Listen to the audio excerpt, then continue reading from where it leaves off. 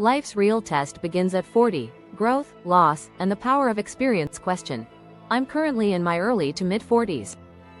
As I engage in social activities, I've been thinking more and more lately about wanting to provide more professional counseling in the field and gaining deeper knowledge.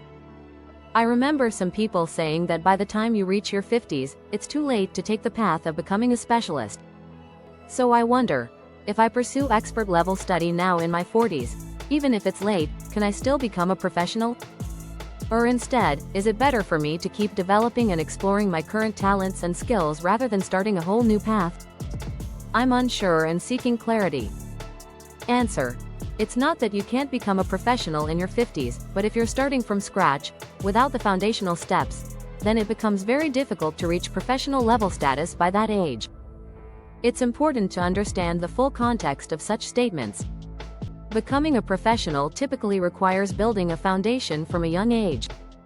You don't necessarily have to fully develop your talent during childhood, but by your mid-teens, you should begin discovering your strengths. In high school, you explore different interests, and by then, you start recognizing your natural inclinations. Even then, your direction can still change once or twice. In university, students should try many things until around the second year. After that, they need to begin honing in on a specialization. The idea that you must know your major before entering university can actually be rushed. That's why minors and double majors exist, to allow space for exploration. Ideally, students graduate university having found a major that suits their aptitude and enter society into environments aligned with their skills, whether it's a company, a social organization, or some other area society offers. The real growth happens not in school, but in society. School lays the groundwork. Society is where you grow. Once you enter society, what I call the school of society, your 30s are a time when the world supports and helps you. If you use this time well, by your 40s, you start being tested. People often get betrayed by friends, experience unexpected situations, or get hurt by those closest to them. These are all part of that test in your 40s. Why? Because the people close to you once invested their time and effort into you. But if you only brought popularity or surface-level charm without developing true ability, the 40s will test you hard. You won't get hurt by strangers or people far away, it's always those closest to you. That's how the test comes. Someone close might ask to borrow money, and if you lend it unwisely, you could lose the relationship entirely. In your 30s, people approach you to help you. In your 40s, they approach to take something for themselves. If you're lacking in ability, you'll get hurt. The 40s are full of these kinds of tests. If you pass them well and manage your relationships wisely, you'll be left with good connections and be introduced to even better ones. These 40s connections define your 50s. That's why people say, life starts at 50. The 40s are not yet life, they're the stage of organizing and sorting. If you mismanage the tests in your 40s, even if you have wealth or popularity, it can all disappear. And the more you lose, the more enemies you make. That's the nature of the 40s. If you manage it all well, your 50s will be about unfolding your true life. If you fail the 40s, your 50s are about surviving with whatever is left. In your 50s, your strength decreases, and you'll only be able to live to the extent of your remaining capability. Why? Because by your 50s, there won't be a single person who comes to support you simply out of goodwill. You have to overcome everything with your own skill. No one will come to help you just for you. In fact, from your 40s onward, no one comes for you. People come to test you, or they leave if they've already tested you and moved on. Some people who were close in your 30s will grow distant in your 40s. In your 50s, the quality of your relationships really determines the quality of your life. To live well in your 50s, you either need to retain valuable people around you or welcome the right new ones into your life. Life can't be lived alone. You need people to walk with you. The most lonely people are those who have many people around but no one they can truly trust. Such people are likely to struggle in the future. But those who may have only a few people but truly trustworthy ones, those are the people who will grow and thrive. So, it's not that you absolutely need a major or specialization. Whatever opportunities come your way, the key is to manage and make the most of them. That doesn't mean you shouldn't pursue a specialization either, you absolutely can. But trying to create a brand new specialization from scratch in your 50s isn't practical. The 50s are not a time to build a specialty. They're a time to take the environment you've been given and show how you can lead within it. At that point, you're considered an adult in the full societal sense, what we call CHEON, someone with the wisdom and responsibility to lead. You need to act like a societal parent. From now on, if you live for the good of society, everything will go well for you. If you live for yourself, you'll start to lose everything. Why? Because the period of growth is over. If things are going wrong lately, ask yourself, am I doing this for selfish reasons? That's the exact calculation, 100% accurate. Rather than acting out of desire, it's important to live with the right attitude. That attitude will change the kind of people and opportunities that come your way. Even if you don't have talent, you may have the ability to manage or coordinate well. There are many forms of skill.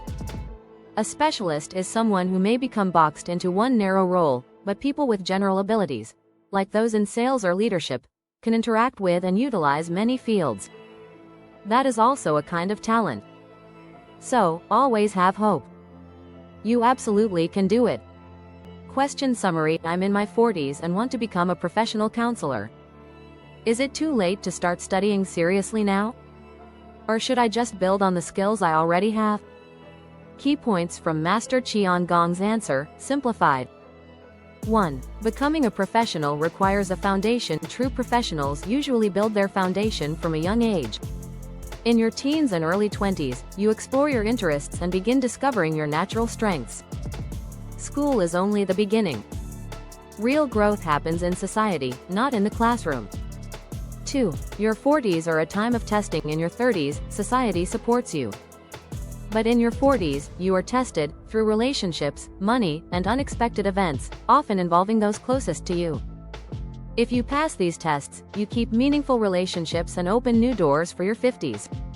If not, you may lose wealth, trust, or peace of mind. 3. Your 50s are not for starting over. Your 50s are not the time to build a brand new specialization from scratch.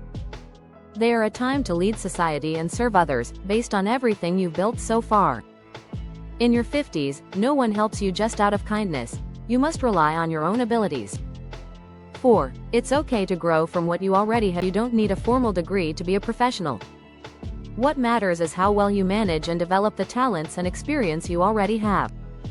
People with practical skills, like communication, leadership, or sales, can become experts in their own way.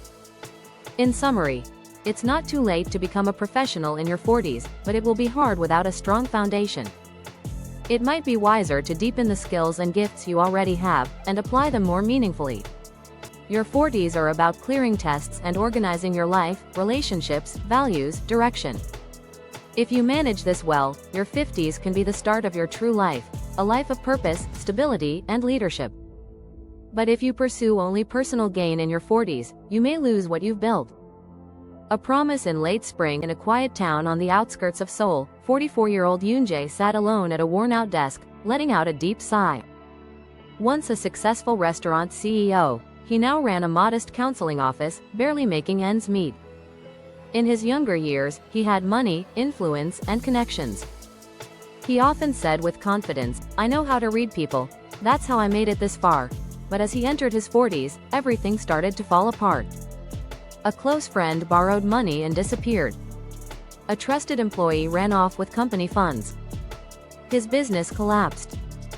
His marriage grew cold, and his children stopped speaking to him openly. One spring evening, while aimlessly scrolling through YouTube, Yoon-jae stumbled upon a lecture by Master CHEON Gong. Your 40s are a time of testing. You'll be hurt by those closest to you. But these trials come to help you sort your life and find the right path. The words pierced through him like a needle stitching old wounds. That night, Yoon-jae finally faced himself. "I've been so full of myself. I thought everyone's help was just proof of my own greatness." He opened a journal and began writing, not his achievements, but his failures, his pride, his regrets, his loneliness. Days later, he called an old colleague. "Hey, I was wrong back then. I was arrogant. I'm sorry." One by one, he began to make peace with people, with memories, and with himself. As he softened, people began to return. His small counseling space soon welcomed those in pain, struggling youth, worried parents, lonely elders. Sir, because of your advice, I reconnected with my father. I was on the edge, but your words helped me hold on. Yoonjae didn't have a counseling degree, but his sincerity was real, and it healed people. When asked, "Are you a therapist?" he would smile and say, "No. I'm still learning, just like you.